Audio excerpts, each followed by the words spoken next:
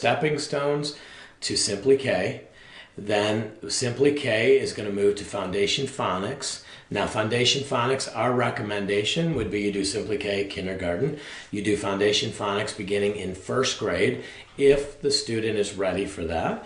And then the spiral method is let's review it every so often and use it so that we keep those connections in the brain healthy. Manageable, bite-sized content, and then have a lot of discussion, a lot of exploring, and a lot of play. With that, my kids are vertically socialized, which means that they can interact with everybody in society. They go to the store with us, they talk to the UPS drivers with us, they talk to grandparents, and yet they can sit and play with babies.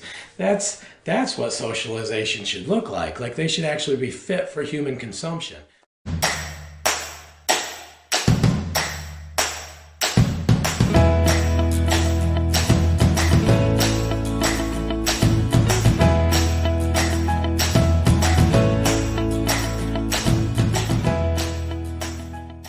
Good afternoon, everybody. Hope you're having a fantastic week so far.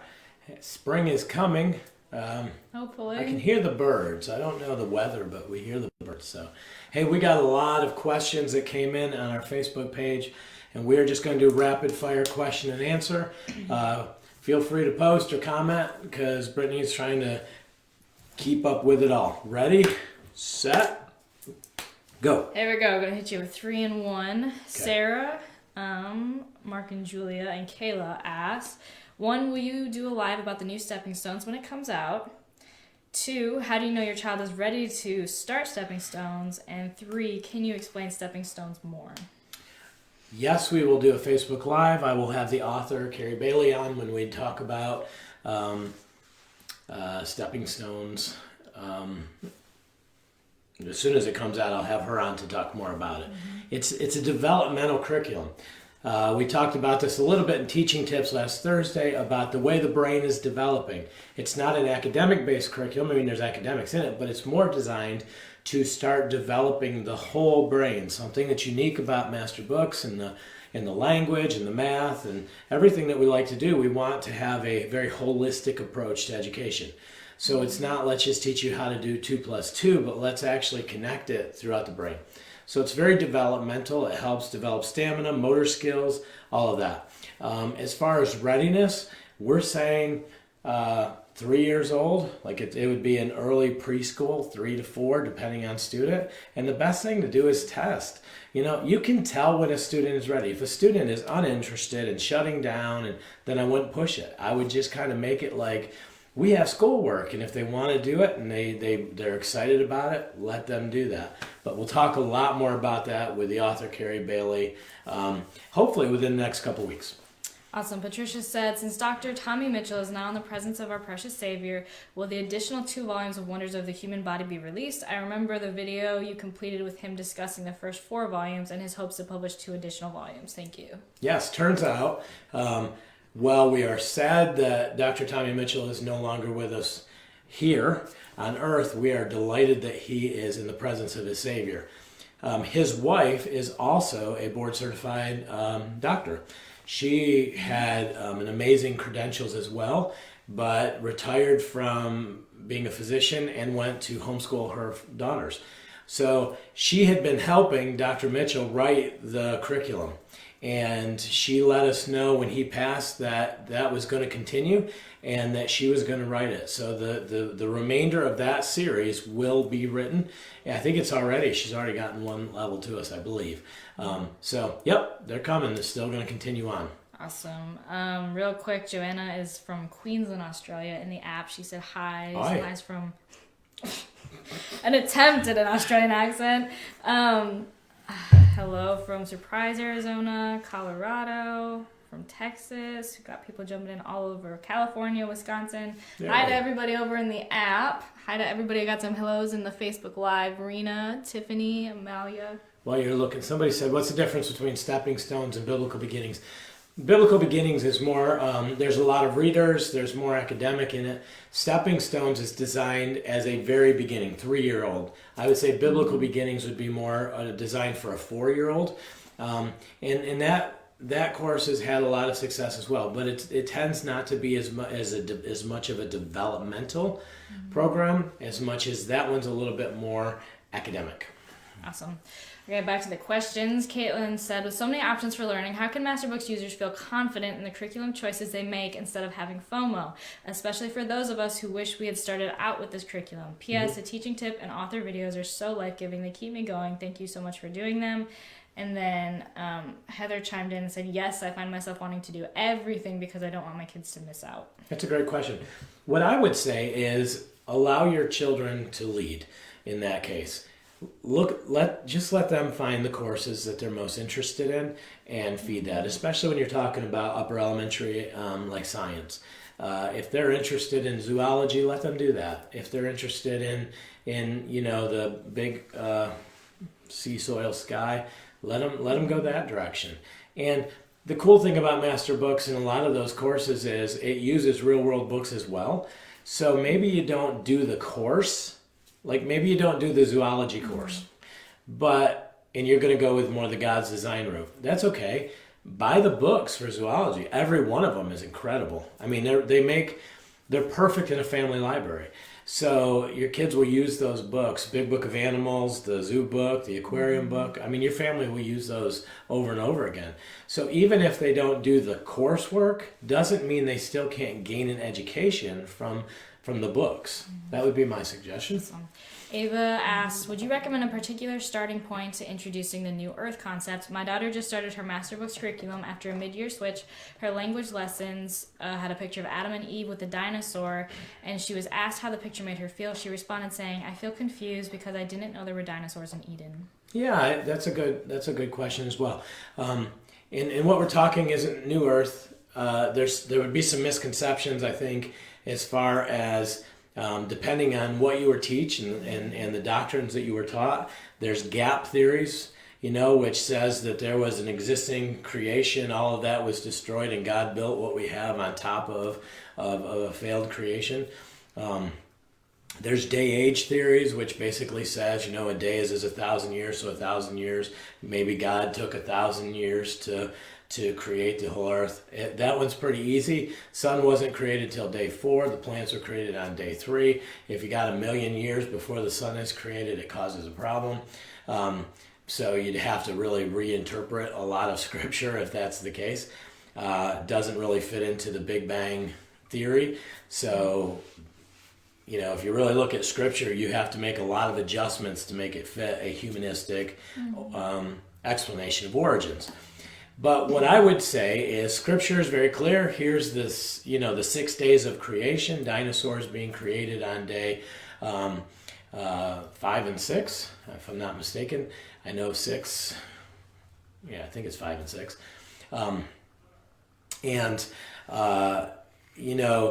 Once we have that, maybe start with some of the books on dinosaurs. We had Dinosaurs for Kids. We had Dinosaurs of Eden.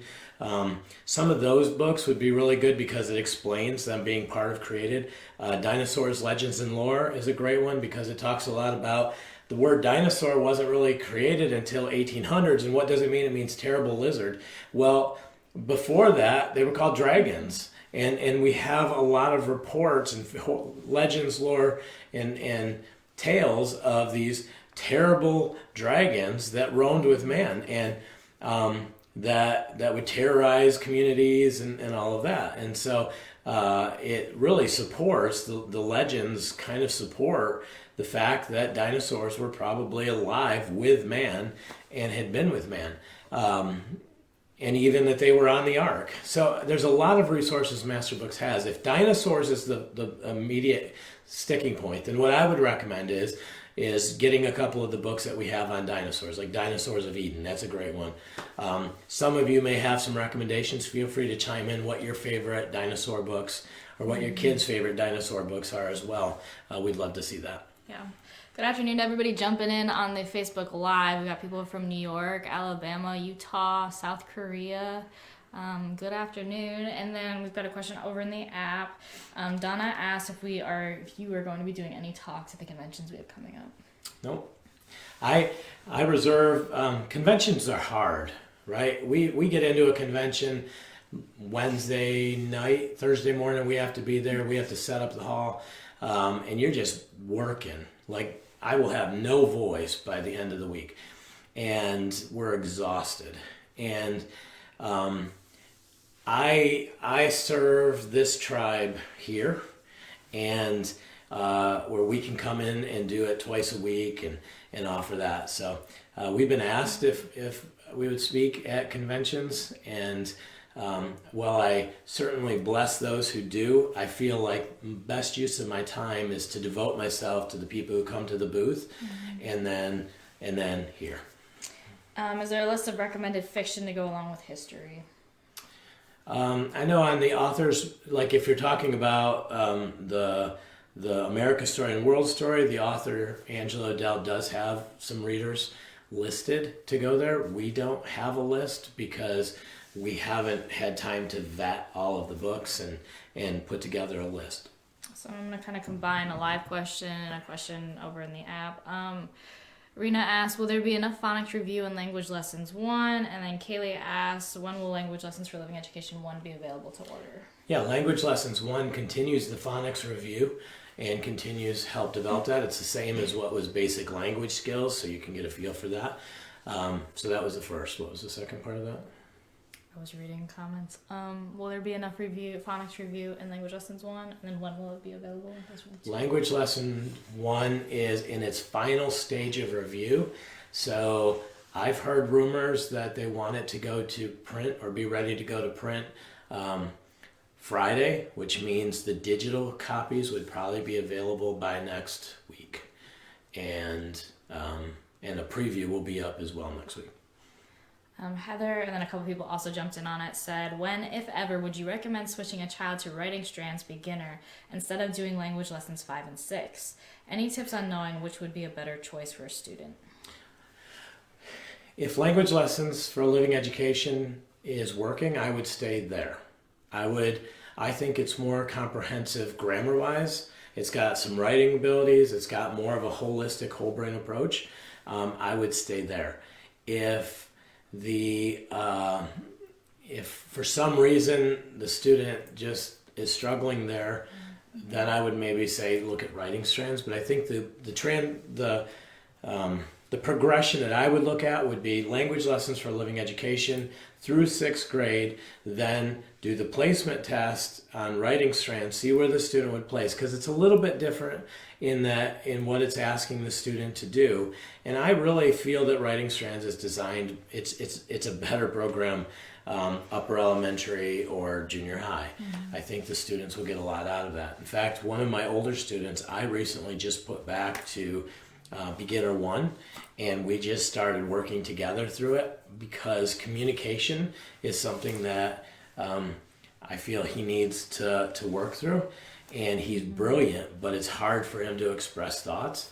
And, he's 10th grade. So I would say language lessons if your student's in those levels. Okay. Awesome. Carissa is anxiously awaiting the preview of language lessons 1. Any idea when that'll be up? This next week. Okay. Alyssa said, I love the Q&A. Will there be any additional electives for elementary ages other than Bible, more than words, and art lessons? Something for younger elementary? Not right on the docket right at the moment. There will be a lot in the future. I mean, Master Books is a fairly new company. We've been producing curriculum seriously since 2012. We've gotten better, I think, at producing curriculum. And we're wrapping up a lot of lines. Language lessons is in the final stages of completion. Thank goodness we're going to get Mom back. She's worked so hard for the last 3 years writing that curriculum. The math, we're working to fill in the math a little bit and continue to develop the math, but we're done there. As we move, we've got math, language, the new science, Adventures in Creation, is incredible. I love that science. So I think you're going to see some of the core lines fill in a little bit more before you start to see some more electives. Right. A couple live questions coming in. Julia asked, what is the progression from stepping stones to language lessons for living education 1? Well, stepping stones would then go to Simply K. And so you're working on brain development, motor skills, you're working on stamina, all of those things. So you're going to go stepping stones to Simply K. Then Simply K is going to move to Foundation Phonics. Now, Foundation Phonics, our recommendation would be you do Simply K kindergarten. You do Foundation Phonics beginning in first grade if the student is ready for that. That's half a year. So one semester is that. The second semester is language lessons for living education.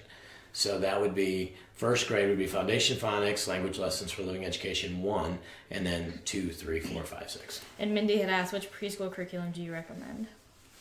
Well, I really love Carrie Bailey's. I mean, I love the books, some of the books that are in the preschool curriculum. Mm-hmm. And I think that I would recommend looking at the books to read to your students and let them to look at. But as far as I love the brain, and I love the, I'm a neuromarketer, right? So what I look at with marketing is what affects the brain when you see certain pictures and words that we use, and how do we build connections in the brain in marketing? And there's a whole science to that. Well, I love the fact that Carrie Bailey's wrote a curriculum that was very much based on her experience in the classroom, but then brought into it the brain development and works on building these connections so that when your student starts their academic pursuits, they have a healthy brain. So I would recommend Simply K. Before that would be the stepping stones. Carrie Bailey's awesome. A couple more in the Facebook feed. Aniston said, do you feel mastery or spiral is a better approach to math? I love the combination. That's what I love about what we do with math lessons for living education. It's really a combination of mastery and spiral. You're mastering a concept, but then you have constant review to build on that.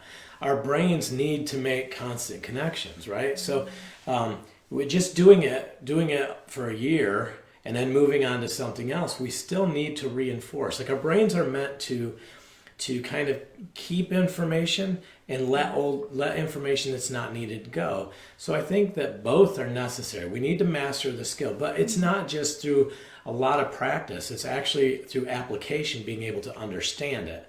And then the spiral method is let's review it every so often and use it so that we keep those connections in the brain healthy. Tyler said, will you eventually have an elementary Spanish elective similar to the language lessons? That would be probably a ways out. Spanish would be a whole new team to do that. Right. Melissa said, is it okay to do writing strands along with language lessons? Yeah, I think you can. I mean, I don't know that there's a benefit. Some people do, I guess. I think language lessons for living education is comprehensive enough. I don't think you need to hurt the student by having them do more. If you're in language lessons for living education, say 5th grade or 4th grade, let them do that. I mean, it's not gonna, I gotta say, careful what I say. Don't overburden the student with writing. There's enough writing in language lessons for living education. That's enough. And then in 6th grade, give them writing strands and let them work through writing strands. And they've still got enough time. You can do Jensen's grammar after that to have even more comprehensive grammar after that. So, but I don't think you need to stack it. Like, what would the need be? I don't think that there is a need. Yeah. Kelly said, I just wanted to say how grateful I am for Master Books and your family. Whenever I feel like I'm failing or not doing enough, I watch your Facebook Lives and you give me energy to keep going. Awesome. You know what we have 9 kids. We've been homeschooling for over 20 years. We have come alongside families, and we know what it's like. We know what it's like when it feels like the whole world is coming in on you, and it would be so much easier to put your kids back in school, or you feel like a failure.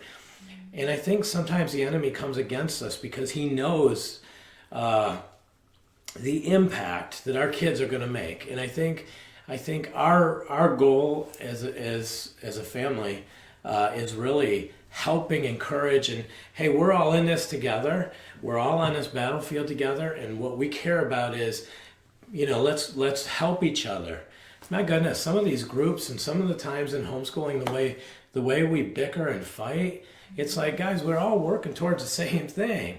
Who cares what curriculum you're using as long as it's got a focus on a biblical worldview and the doctrine is sound, as long as you can manage it as a family.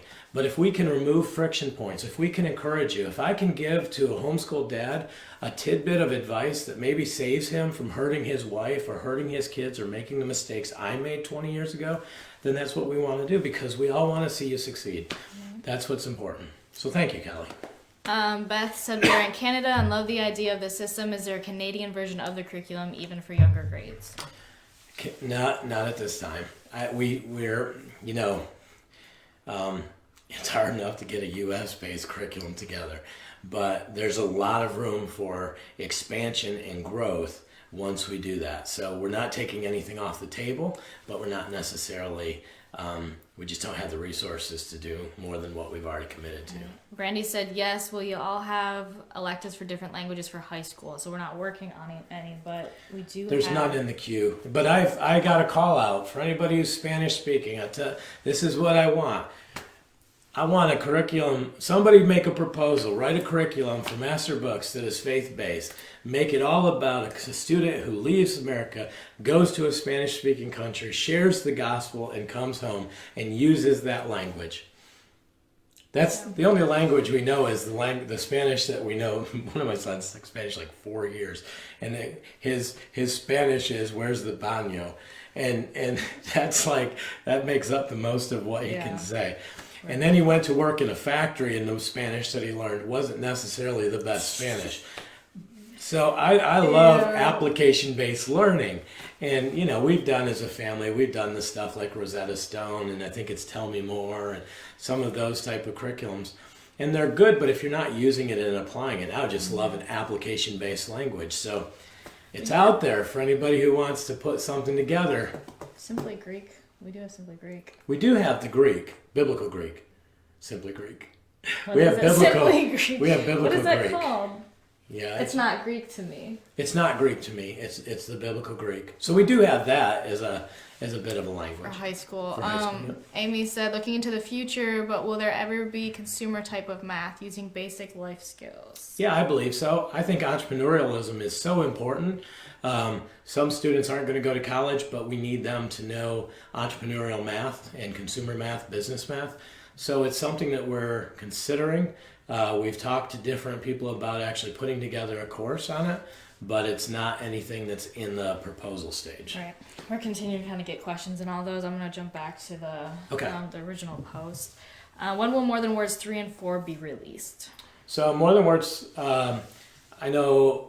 Okay, so in the publishing life cycle, there's multiple stages. The first stage is a proposal stage where it goes into the proposal stage is kind of the initial stage where it goes with the editors and the author and all of that.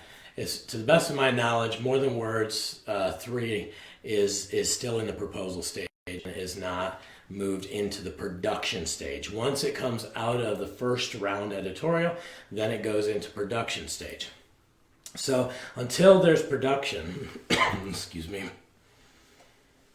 Still getting over sick stuff. Excuse me. Until it goes into the production phase, there isn't a date assigned to it. So at this point, it's in that phase. So at this point, I don't have any dates of release or any more information than that. Samantha said, I would love to combine science and history for my 5th and 7th graders. Is that possible, and which books would you recommend? Yeah, I would recommend maybe the general science 1 and 2. I mean, it might be a little bit high for a 5th grader, but they could certainly participate in listening and that type of thing. You could certainly do the zoology with both students.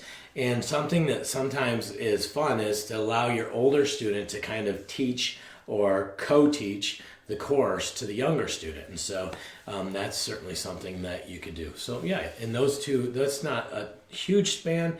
You just have to be careful where it requires like a higher level thinking, higher level math. But in those grade ranges, you could do the big earth or sea, soil, sky. You could do God's design would all work for those, and so would the zoology. Tiana asked, are there devotionals for kids/teens also doing multiple in the same subject? Can they learn as much while doing reading and discussions and not activities like America's Story 1 while doing the My Story 1 and elementary geography and cultures activities? As far as multi-learning, I think it depends a lot on you as the parent in the discussion and how engaged they are, the reading, that type of thing. The activity sheets, I think, help reinforce some things. I definitely would do timelines. If you're doing history, if you're working as a family to build a timeline and begin building that context, I did a video on that, was that 2 weeks ago, on using timelines, and we have new timeline sheets coming out.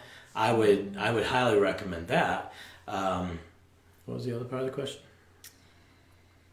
Are there devotionals for kids and teens? There are devotionals. There's a animal devotional. Is it 44 Animals of the Bible, or no? What is it? God's Amazing Creatures in Me. Yes, good one. That would be a devotional. I think you could do the Dale Mason's 10-minute Bible journey. Mm-hmm. There's the Answers book for teens. Answer book for teens would be good. Answers book for kids. Yeah, they're not a devotional like I read it up and I journal and I read. Today is January 2nd type thing. We don't really have anything like that except the one, but I think that's a lot of people use that as kind of a morning basket item. God is really, really real. God is really real could be used, yeah, but not for teens. That would be more for younger kids. students. She asked for both kids and teens. Okay. Natalie said, I saw in the new catalog that language lessons 1 is offered but not online on the web page. When will that be available to order? Well, the digital will be available to order next week, I would assume, and then usually you're 4 to 6 weeks for print. Linda said, how accurate are the math placement tests?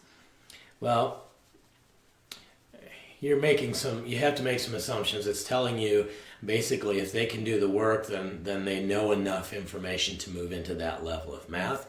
If they're struggling with that, then you're better to go back a level. And you have to use some of your discretion because you know the student, you know their capabilities, the material that they've covered. But I think what you'll see in this group, if you press, is people that ended up going back a level and allowing their student to work forward at a faster rate tended to really enjoy the curriculum, and so did their students, more than the ones who felt like, no, I have a 5th grader, they need to be in level 5. That kind of pressure, that people tend to get frustrated. Just a couple real quick over in the app. I know we can't get to all the live questions today, but Mindy said, will you guys be at the Greater Homeschool Conventions? Yes, well, we'll be at 3. I think we're going to be in Fort Worth, Texas. We're going to be in St. Louis, and we're going to be at Cincinnati. Homeschool Mom Life said, this will be our first year with Master Books, and my son is 5 and knows all his ABCs and letter sounds and have been doing sight words for about 8 months. He is also starting to read. Should I start him with Simply K or jump straight to phonics? Well, again, Simply K is very developmental, so it's building stamina, motor skills, those type of things. I would do that. I would start with Simply K, but then there's a schedule.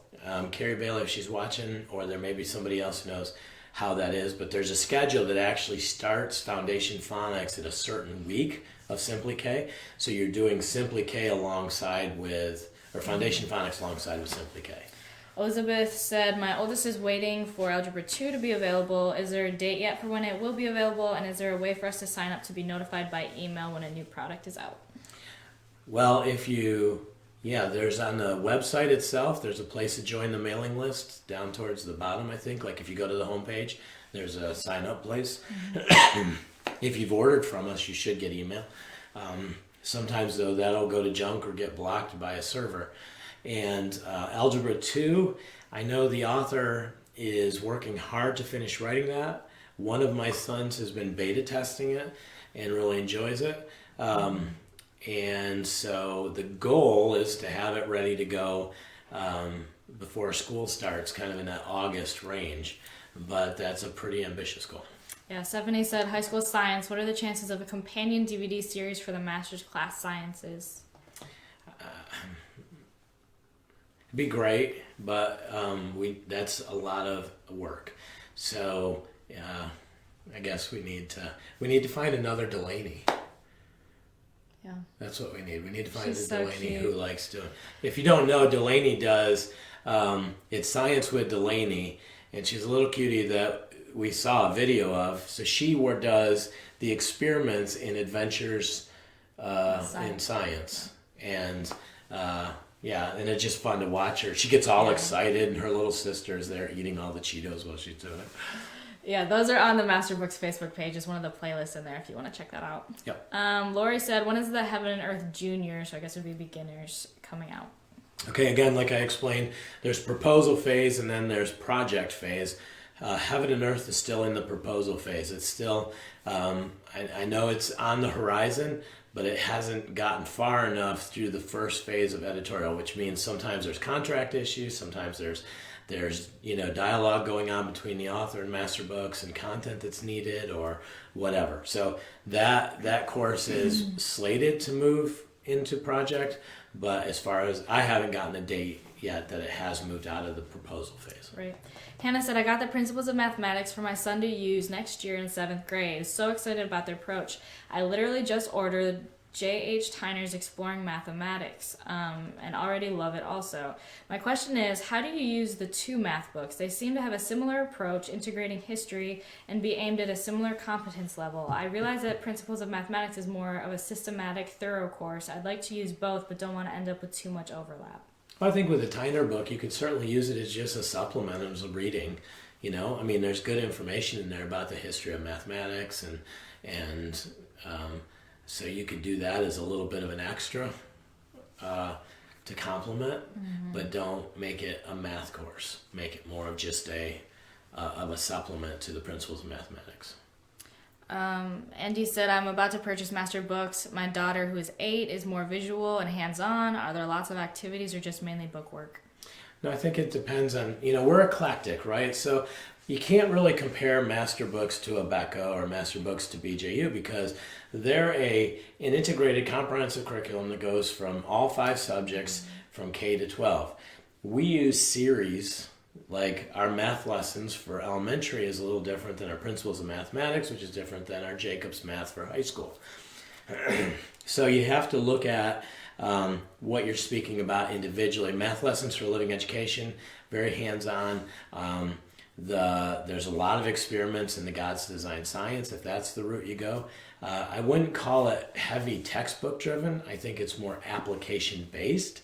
So there is a lot of it's more knowledge and context in a lot of ways. The math is that way, the language is that way, the history. If you're doing timelines, you're getting a lot of that hands-on activities as well. So I think it's going to be much more hands-on than some of the traditional curriculums that you would see developed for a classroom. Jennifer said, what is the best way to utilize writing strands? My son is in the beginner 1 and tends to just answer the questions with one-word answers. How can I help him to dig deeper? I know, that's hard. Getting kids, sometimes if a kid can answer a question with one word, it's hard to get them to be wordy. And in the society I live in, if you can't say it in 180 characters or less, you have no business saying it. That's the reality of life. Everything is texting. And so there's a hard dichotomy there in that I don't even know if that was the right word, but there's a hard word. There's a hard place. Now everybody's going to go look that word up and see what stupid I am. There's a difficulty in making children wordy for the sake of just wordiness and communicating effectively with appropriate words. And I think we're going to have a huge shift in language. And I've been doing web marketing since 2000. And man, you got to make, if you put a paragraph or you put a page worth of content, you've lost everybody. You've got to get everything down to literally, 180 to 360 characters. It's got to say everything you need to say in the least amount of words. So I say all that to say, I think, do they convey the idea? Are they communicating the idea, and how can we expand on that? Not that one word answers are right, but I also wouldn't push them to be just wordy for the sake of wordiness. So maybe they need to have a little bit more qualifying statements around it or qualifying words to develop that, to make it a little richer, in teaching them how to convey their thoughts and ideas with the least amount of words possible. Suzanne said, how much time is spent each day with each subject? I'm particularly interested in first grade. First grade, not a ton. I mean, you're looking at anywhere from 20 to 40 minutes per subject, depending on the work that you're doing. If you do the hands-on experiments, it's not meant to be heavy in book work. It's meant to be very manageable, bite-sized content, and then have a lot of discussion, a lot of exploring, and a lot of play. Beth said, this is more of a thought. I would very much like to teach my older children personal finance and accounting. I think the Bible has so much to say about it and how we use our monetary gifts. We have Intro to Economics. Intro to Economics has actually... It's the banking book that goes with that. That's got... It's not Godonomics. Yeah. That's the DVD. Okay. Godonomics is the DVD, and then there's a book on banking. Yeah, that talks about the U.S. currency and the money system being built on oil. If somebody could comment if they know that book, because it's going to drive me insane. But. Yeah, so we do have a course that, and actually I think the Godonomics content is really good. Stewardship of money from a biblical perspective. So that would be a course that you could use for that. Absolutely. Yeah. Christina said, there are so many options for science in the elementary grades. Do you advise doing a science such as God's design that covers several topics along with another that is more specific in 1 year, or doing them separately? Thank you for taking the time to do these videos. I would do whatever lights your kid up. I mean, if they're interested in animals and they want to do zoology, do zoology. If they love matter, chemistry, being hands-on, do the God's design. If they're in the dirt playing with bugs, kid, then do Big Sea, Soil, Sky, or whatever name that is. Yeah. At those ages, they don't need to take the SATs until they reach high school. So there's plenty of time, I think, to let them fall in love with science. Science is learning. Science is a discovery of truth, right? It's a pursuit of truth. It's learning about Money-Wise was the name of that. Carrie Bailey Posen. That's what we're doing. We're learning about the world around us through science. And so I think sometimes we can make it so formal that it's just an academic pursuit, when in reality, science is all about just discovery. It's about learning and gathering as much information as we can to make new discoveries. Bankruptcy of Our Nation. Bankruptcy of Our Nation. There we go. Money-Wise is the DVD, and that covers Godonomics. Okay, yeah. Okay. Carolina, the Language Lessons 1 preview, you said will be up next week. Should be next week, yeah. Amanda said, what is actually being taught in the Let's Talk Science? Are there experiments? What is the grade for it? Yep, there's experiments. Let's Talk Science is pretty much grade 1, could be grade 2. And then the next level is Let's Talk Physical Science, right? Is it? We're teaching, some pretty complex stuff, but it's broken down so awesome. If you really want to know, if you go to our YouTube channel, there's a Science with Delaney channel playlist, right? Mm-hmm. And she does experiments, so you can actually see the experiments. Like, they make clouds.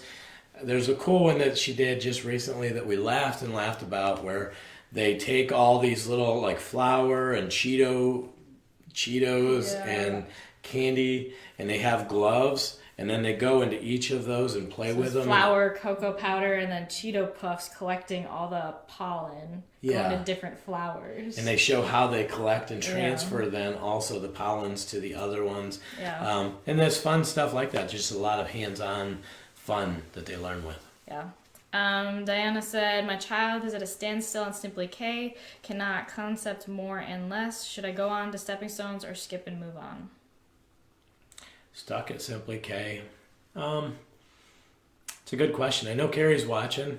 If a student is stuck with Simply K, Carrie, do you recommend stepping back to Stepping Stones, no pun intended, or maybe just allowing the student a little bit more time? Maybe Carrie could weigh in on that. And that's over on the original post if you want to chime in over there. Amber said, my 6-year-old daughter and 5-year-old son are pretty close to the same level with math and reading, but my son hates to write. Do I keep going with teaching new stuff and not making him write as much? He instantly made the equation and solved 12 minus 3 equals 9 when I said 12 people were in front of Daddy and 3 just went in to see the doctor. If I continue teaching at his level of knowledge, I could teach them both together. If I hold off until he was writing better, he would be a level behind, and I don't know if he'd get bored. Of course, it's complex, right? Because there's a lot of variables here, but not every student's going to be able to write and communicate at the level, and some students really enjoy it. So if your daughter enjoys writing, it's kind of hard to, you could be waiting forever for your son to if he doesn't enjoy it. Mm-hmm. I would say meet him where he is, right? So is he writing the best for is he doing what he's capable of doing? And there may be a point, though, where they do separate because it comes natural to one and the other needs to kind of develop some skills. And I would be real careful, too, of comparison. If sister is really good at writing and he's not, it's going to be real easy to compare her the winner, him the loser. While not everybody should get a trophy, it's also, I think, important to meet the student where they are. So that one's kind of a difficult one to answer in this with the amount of information we have, but it's a little bit of direction. Vicky said, what do you recommend to parents who to read so they have a better understanding of apologetics? I was not raised in a church and taught this thinking. Yeah, we have so many books. I would, Ultimate Proof for Creation by Jason Lyle is a phenomenal book. The Lie by Ken Ham, it's a 25-year-old book, still excellent for teaching how the church bought into the lie. We have a ton of different resources of apologetics, depending on what you're looking at. There's so many solid Bible teachers that also teach apologetically that you can learn from. Our specialty, our niche is young earth creationism. We believe that God created the heavens and the earth in 6 days. On the day 7, he rested. We believe that the biblical timetable, if you look back from the genealogies of Jesus, because Scripture gives us all the genealogy of Jesus back to Adam, and that accounts for about 7,000 years. So it's pretty easy to know that, the whole thing from here to Jesus to back is 6,000 to 7,000 years. Because it tells even how old the person was before they died, so we can actually put the pieces together of a timetable back to Genesis 1:1. That's a pretty cool thing. And then we believe that the science supports, physical evidence supports the biblical model. What we see at the Grand Canyon is evidence of a global catastrophe. And when you really look at the evidence through the light of the Bible, we believe that supports that. So it's hard to kind of say, start here, because there's so many facets of biblical apologetics. But ultimate proof, just God's existence and then the creation is probably one of the go-to books that I would recommend as a starting place. And then there's just countless others. For the new acquisitions from Knowledge Quest, what is the estimated timeline for the master books formatting? I'm not looking for specifics, more of a ballpark. Will it likely be weeks, months, or years? And that was from Heather. Months. There's a lot to get your hands around when you take on another publisher's works, and you have to vet outside links. You have to look at how we're going to bring it into the master books format. There's a lot of work being done right now to look at that, and then we still have a lot of projects that were on the table when that acquisition came in. So I think the goal is, get as much as we can in at least books 1 and 2 this year of A Child's Geography. And I think MapTrack is fairly, there's just some minor modifications. And Tanya asked, she said, writing strands is not my kid's strength. He has done well with Brave Writer, but that toll does not fit my hand. She said, I've tried writing strands before with a different publisher, MFW. What does that stand for? My Father's World. And it was not the solution for us. We switched a good chunk of our curriculum to Master Books this year and are happy with it, so much that I'm willing to try Master Books version of Writing Strands with the Teacher's Companion.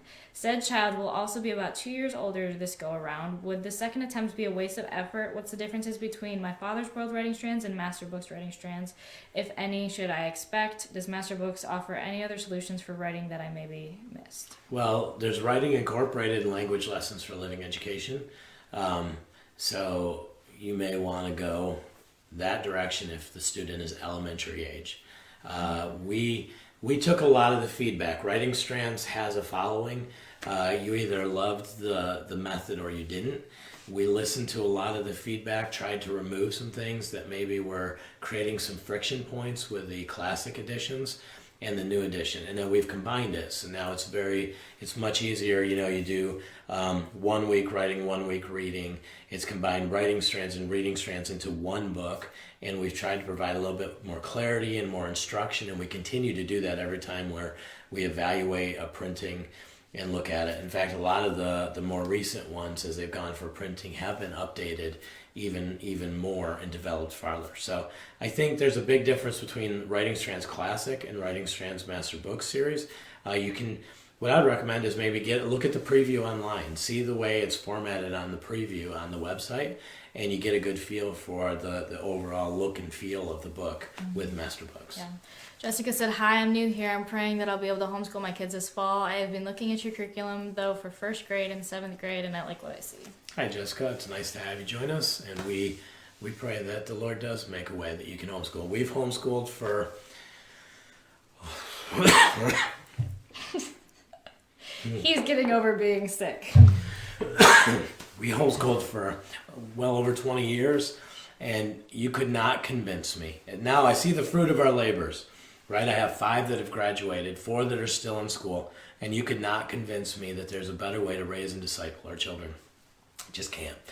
And I'm not farming out my kids' academics. I'm not farming out their spiritual growth and development to anybody else. Nobody else cares about my kids the way I do. And so if you're on the fence or you're at that spot of homeschooling, there are going to be scary seasons. There are going to be times you don't feel that you're equipped for the journey.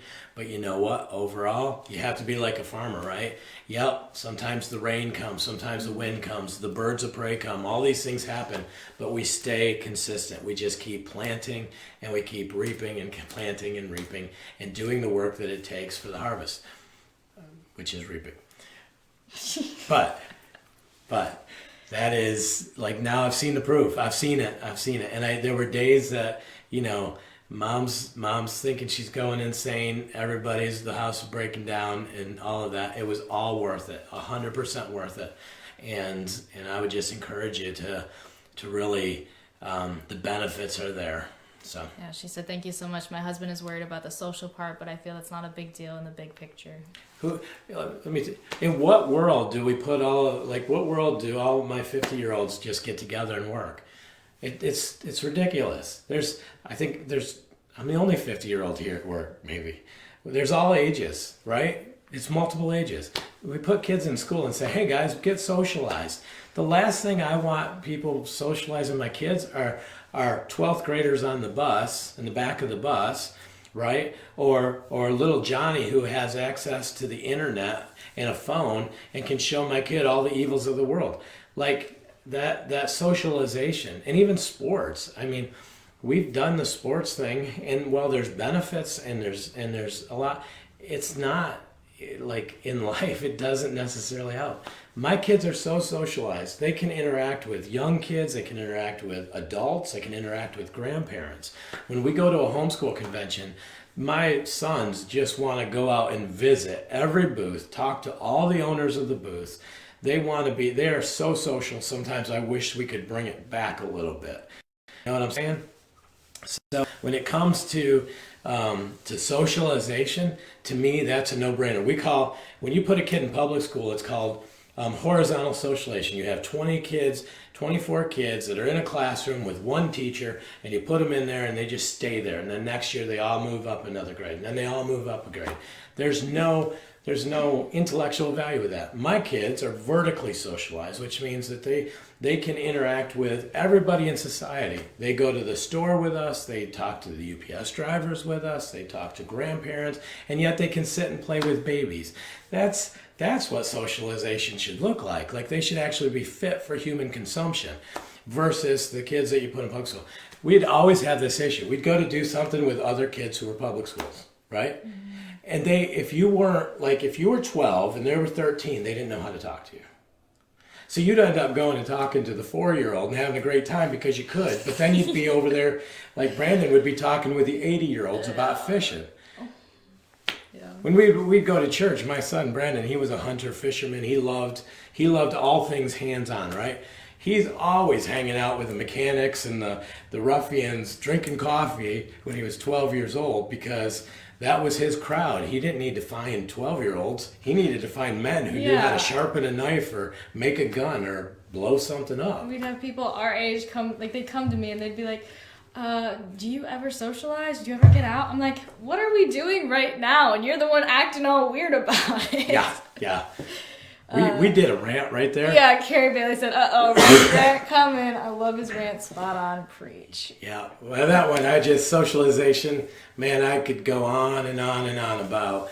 I was a principal of a private school, and I remember the teachers telling me, here, the problem with socialization is it's the kids sitting next to them. You have all these different kids with all different life experiences, and there may be a kid whose parents don't supervise them at all, or has access to, or is being abused, or any level of that exposes your child to that. That's the problem with public school socialization, and it's the kids that they're exposed to. I want to govern that. I'm going to socialize my kids, they're going to get exposed to things all too soon in life. And I want to be the one who introduces them. I always say I'm my kid's worst influence. Kristen was the good person, the good kid in school, and I was the bad kid in school. And so I'm your worst influence. Probably true. But it doesn't mean that, what did you miss out on?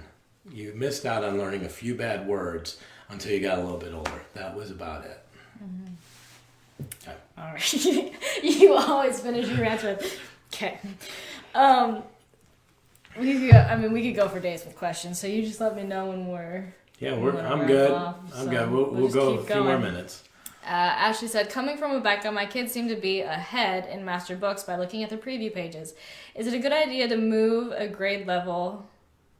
in that case, or will they get things that they might have missed? I'm so sorry. I'm reading this weird. Is it a good idea to move a grade level in that case, or will they get things that they might have missed in the current levels? We are leaving Christian school because the pace of homework load is overwhelming. I plan to stay home next year and homeschool. I'm just having a hard time figuring out the level. Also, any tips for switching from Rebecca to master books? My kids love to learn first and third grade. Her son loves history. I would use placement tests where they're available. And one thing about previews that sometimes can be misleading is the first 10 weeks of a preview of the book are going to be review of previous concepts. So that can look a little bit easier. And I would say, we've had this talk a lot in this group about advanced and especially first grade students and pushing them too hard before their brain is fully developed. And some of the reason that they get frustrated and they're shutting down and they're not doing the schoolwork is because it's not developmentally ready. They're not developmentally ready for that. And there's different goals for school. There was a whole teaching last Thursday, teaching tips on it. But use a placement test. We're skill-based before we're grade-based. So if your student can do the work of a level 3, put them in level 3. Yeah. Lacey said, I know the USA Atlas and Passport to America is coming later this year. Is there a guesstimate on when-ish? Before next school year starts is what I'm hoping, so we can add it to next year. Also, will there be a teacher's guide like the World Geography? The American Geography they're working hard to get all that ready before August. So, Lord willing, that will happen. Now, that's an ambitious goal as well because the year goes fast and there's a lot of work to do. But that's the goal. Vicky said, will there be new themes for Morning Basket for the 2021 school year, or can you create a Morning Basket suggestion list? We need to. And Anna W., who brought the suggestion of Morning Baskets, she already gave me a pretty good idea. I just need to bring it to completion. The catalog was intense. It was a big project. And hopefully some of you are getting the catalog, but we had to work pretty hard to get that thing to put together and out. And so then I came off that and I went into the cold. And so I'm day he was out 18? Sick for a long time. Yeah. So anyways, that's a great idea. We'll work on a Morning Basket. Will the new God's Design Beginners be available for the 2021 school year? I don't have a confirmation on that. Until it moves out of proposal into the project stage, it's still just in there. Doesn't mean we're not like working to move it forward. It just means it doesn't move forward until it's all out of that proposal stage. Lori asks, how does Foundation Phonics work into Language Lessons 1 in first grade? Do you use them together? Is Language Lessons 1 a 36-week program? Language Lessons 1 is an 18-week, one-semester program. So you do Foundation Phonics the first half of the year, or when the student is ready, and then follow it up with Language Lessons 1 the second half of the year. Is there a new Heaven and Earth coming out? Again, that's in the proposal phase. It's not in a project phase yet, so I don't have any kind of dates or timetable. We're just starting our high school homeschool journey this fall. Will there be any new curriculums coming up? Well, the Algebra 2 will be coming out.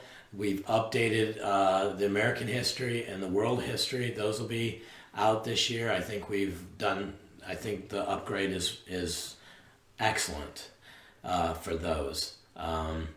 What else? I think those were the main that we're going to see in that. I know the writing strands, they've been modifying and updating that as well. So some of it's tweaks on curriculum that we had, but I don't know of anything that I've seen. Awesome. Mary Ann's question, it kind of got answered throughout the entire video. Jamie said, I see many posts where families are using writing strands and Jensen's at the same time. Is it necessary, or does writing strands teach enough of grammar, punctuation, etc. if used with a teaching companion? At first, I didn't think it was even taught with writing strands because it's so gentle that you almost miss it. Well, I think that's a matter of preference for you, the teachers. I think some people who really want to have a lot of grammar, I think that's to use the Jensen's grammar alongside writing strands. I don't think there's a harm in it. I think if you're looking at just making them a good writer and introducing them to the grammar as you go concept, I think you're going to get enough in writing strands in the high school level, because you've already laid a foundation of grammar, up to that point, and now we're talking about creative writing and composition and descriptive writing and descriptive communication. So it's kind of preference, and that's why we say we're eclectic, because you can do that. But for some students, like my son, it's enough for him just to write writing strands and to write, a paragraph, or to write 5 paragraphs. That's a lot of work for him in a week. So kind of the last question, and I see Lucy asked it again right now in the live. She said, this is our first year using Masterbooks, and we are loving the subjects we are doing. There are several subjects that I bought the PDF of the teacher guides and printed off the worksheets we need multiple copies of. I loved that option since I was teaching multiple children the same subject and do not need full teacher guides for each, but I'm not seeing that option online or in the new catalog. Is that no longer available? Well, it was never in the catalog. When you go to the product page, there's, say you go to Language Lessons for a Living Education Book 2. You will see the physical book or the digital book. It's on the same page. You have to select digital PDF. Awesome. That's probably about... Patricia, we answered the question at the beginning of the video, so you can catch the replay of that. There will be, his wife is going to continue. Very brief. Yeah. I know that there were a bunch of questions in the app and in the Facebook. Well, hey, we went almost an hour on that. But you know what? We love doing these Q&As because it's rapid fire, and I think we can address questions that people are having. And we even get an occasional rant in or two. So that's pretty awesome. So they're all getting good at predicting it too. Yeah. I just love that you end everyone with okay. I try to bring it down. I got to bring it down, So, well, I appreciate being here to help, and we certainly do appreciate this tribe. You guys, we look forward to interacting with you and connecting, and boy, at the conventions, if you're coming to the Nashville show next week, we hope that you'll stop by and see us. We're looking forward to that. I think attendance is supposed to be up, and I think there was 10 to 12 people there last year, which it was just humming the whole time. And that's a phenomenal, that's the one show. I do 2 shows this year. I'll do the Nashville show, and I'll do the Teach Them Diligently in Rogers, Arkansas. And that's my extent for shows. But yeah, if you're there, we hope to see you there. And we've got some of the projects that are going to be coming here in the next couple weeks. Those will be out and should be good. All right. Well, I think teaching tips this week, we're probably going to talk a little bit about continuing on the brain development and the importance of developing the gross motor skills and why play is important, and what to do. You know, when you like, sometimes people will be like, well, they're done with their books. It only took them 15, 20 minutes and they were done with their math, or they're done with this. What do we do? And we say, let them play. That's the biggest thing. Make them go play. Like, get out there and experience the world, because that's education and experience go hand in hand. I'm kind of bitter. Okay, I'm going to go on a rant, but I'm kind of bitter about the fact that I had to sit through 12 stinking years of school plus college, and I didn't even know what I was like. I'm trying to learn all this stuff and it meant nothing. And then I get a job where all of a sudden I'm having to calculate leases and present and communicate my ideas, and I need to understand how to relate to people. And suddenly I became like hungry of how to do math, and it all clicked because the knowledge and the experience, the knowledge and the academics all of a sudden connected, and it worked, right? Mm-hmm. The same thing for you. Like, you could sit through all the Bible training, but it really wasn't until you met somebody who wanted to have a discussion about Bible, mm-hmm. where all of a sudden, like, ooh, I need to know about this because I'm having this conversation, and suddenly this head knowledge and experience come together, and you learned like in 6 months about theology more than you did, right? Mm-hmm.